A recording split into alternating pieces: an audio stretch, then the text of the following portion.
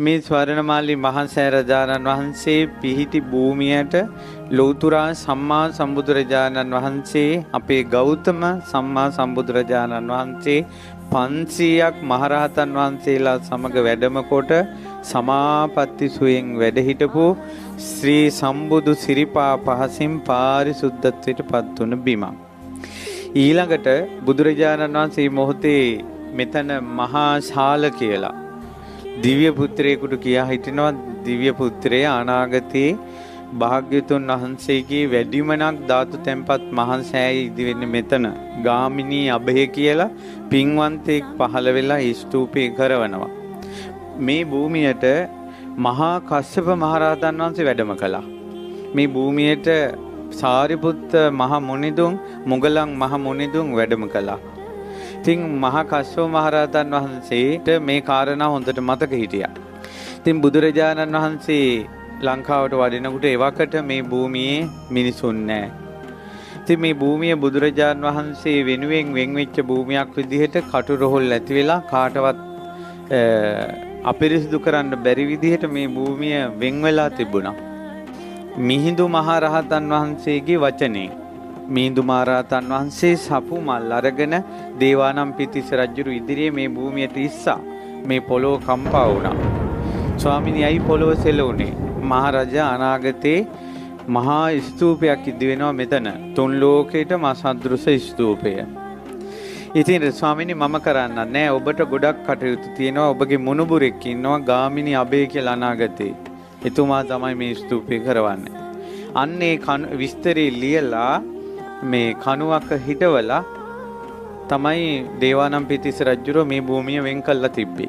ඉතින් දුටුගැමුණු මහරජුරෝ තමයි 28ක් යුද්ධ ජය අරගෙන මේ අනුරාධපුරයට පැමිණ බෝධීන් වහන්සේ වන්දනා කළ එනකොට අශ්වයා තමන්ගේ පාලනයෙන් ගිලිහිලා ඒ අශ්වයා කැලෑ වැදුනා මේ පැත්තට.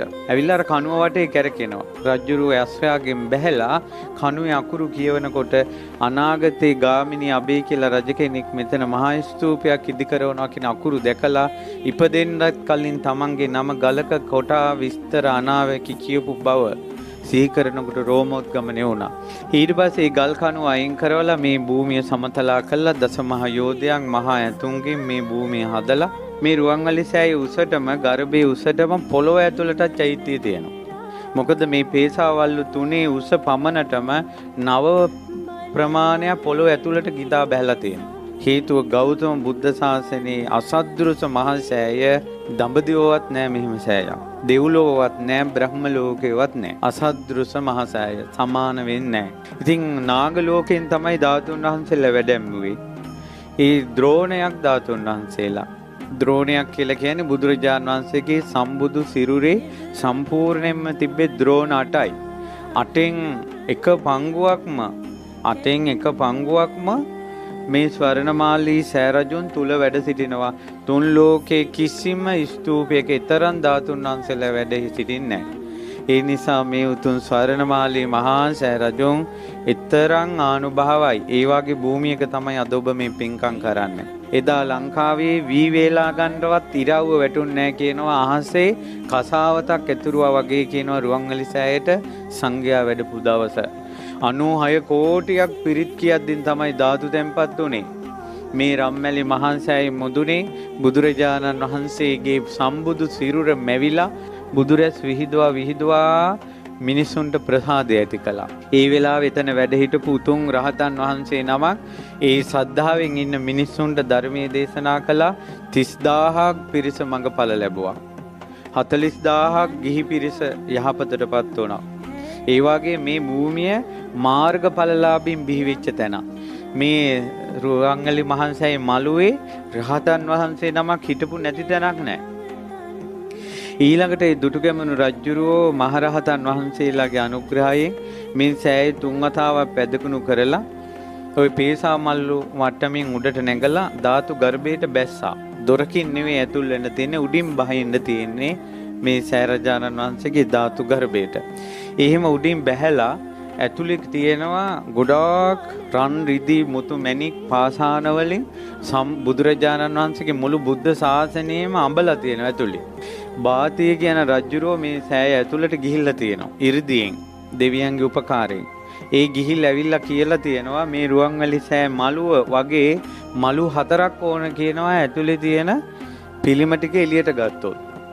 අසූරියන් ධාතු ගර්භයේ ඇතුළත බුද්ධ 이르දියෙන් බුදුරජාණන් වහන්සේගේ අදිෂ්ඨානයෙන් රහතන් වහන්සේලාගේ අදිෂ්ඨානයෙන් දෙවියන්ගේ දිව්‍ය 이르දියෙන් දුටුගැමුණු රජුරුවන්ගේ පුණ්‍ය 이르දියෙන් මේ මළුව වගේ 4 ගුණයක තියන්න ඕන පිළිම රියන් 80 ගර්භය තුල තියෙන. අන්න අසද්දෘසයි. එවැනි වූ සුවිසල් නිර්මාණයක් සහිත ධාතු ගර්භයක් තුන් ලෝකේ කොහෙවත් නැහැ. ඒකයි රුවන්වැලි මහසෑය අසද්දෘසයි කියන්නේ. ඊළඟට රුවන්වැලි මහසෑයේ තව අසද්දෘස බවක් තියෙනවා. ඒ තමයි රුවන්වැලි සෑයේ මැද මැණික් වලින් බෝධීන් වහන්සේ මේ නිර්මාණය කරලා ඒ බෝධීන් වහන්සේගේ වටේ රත්තරණින් කරපු බුදු පිළිම 16ක් තියෙනවා. ඒ බුදු පිළිමයක් කෙලින්ම ඉස්සරහා සෑයේ මෙහෙම මැදින් කෙලින්ම පේශාවල් වලින් ඉස්සරහා අපි ඇවිදින මළුවේ සිරිපතුලක් තියලා තියෙනවා. ඒකට සෑයේ වටේට සිරිපතුල් 16ක්. ඒ සිරිපතුල් 16 තියෙන්නේ ධාතු ගර්භේ නිර්මාණය කරනකොට ප්‍රතිමා 16ක් සෑය ඇතුලේ තියෙනවා. ඒ ප්‍රතිමාව කෙලින්ම තමයි මළුවේ සිරිපතුලක් තියලා තියෙන්නේ. ඒ සිරිපතුලට වැන්දම ප්‍රතිමාවට වඳින විදියට. මේ රුවන්වැලි සෑ මළුවේ ඇතුලේ මැණික් ගල් 4ක් තියෙනවා. මේ ලෝකේ කිසි කෙනෙකුට මිල කරන්න බෑ මේ මැණික් ගල් 4. මේ සෑය ඇතුලට ෆෑසර් 4ක් දැම්මා වගේ එළියයි ඒ මැණික් ගල් 4 මුල්ලේ තියලා තියෙනවා. ඒක ගණන් හදන්න දුටුගැමුණු රජුරන්ගේ කාලෙවත් ඒ ගල් 4ට ගණන් හදන්න බෑ කියනවා.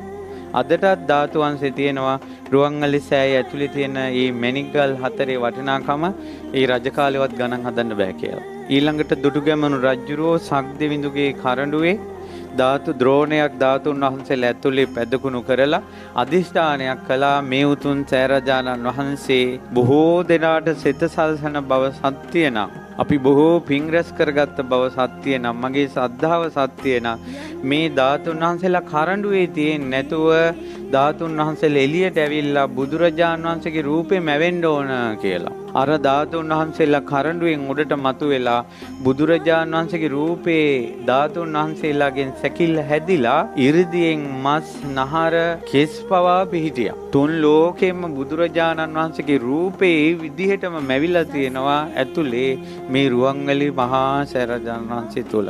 ඇස්පිය හෙලන්නේ නැති මොහොත පමණයි තොල් පොට සංගල සොලවන්නේ නැති මොහොත පමණයි හුස්ම ගන්න නැති පමණයි එපමණකින් බුදුරජාණන් වහන්සේ පිරිනුවම් පාලා අර රූපේ විදිහටම රුවන්වැලි මහා සෑය ඇතුලේ තිබෙනවා. මේ බුදුරජාණන් වහන්සේ මුණ ගැහෙනවා වගේ එන්න සුදුසු තැන. ලංකාවේ මිනිස්සු බුදුරජාණන් වහන්සේ මුණ ගැහෙන්න එනවා නම් එන්න ඕන සුදුසු තැන තමයි ස්වර්ණමාලී මහා සෑරජාණන් වහන්සේ. තමන්ගේ ජීවිතේ ශෝක සංතාප නිවා ගන්න සුදුසු තැන.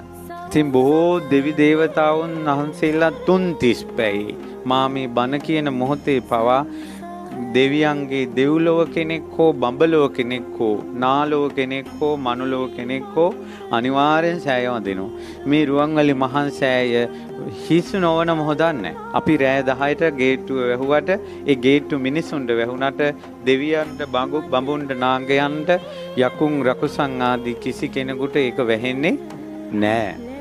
ඒ නිසා තමන් හරි පන්සිල් පද පහේ තමන් රැකිලා ඉන්නවා. තමන්ට බුදුරජාණන් වහන්සේ ගැන තියෙන ආදරයේ සෙනෙහස සත්‍ය නම් තමන් මලක් හරි පුදන්නේ අවංකව නම් මේ සෑරජානන් වහන්සේ වැඳලා තමන්ට පිහිට ඉල්ලන පමාව ප්‍රමාණවත්. ඒ බුදුරජාණන් වහන්සේගේ පිහිට ගන්න තමන්ගේ හදවත සද්ධාවෙන් මුදහරින්න ඕන.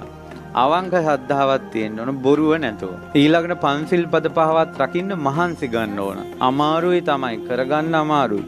නමුත් අවංක මහන්සිය. ඊළඟට දන් හැන්දක් බෙදුවත් අවංකව කරනකම. ඒ වගේ මිනිසුන්ට මේ සෑ මළුව පැදකුණු කරන දෙවියෝ ඒ අයට පිහිට වෙන්න ඉල්ලීමකුත් නැතුව ඒ තරම් මහා සෑය බොහෝ දෙනාට සිත සලසනවා.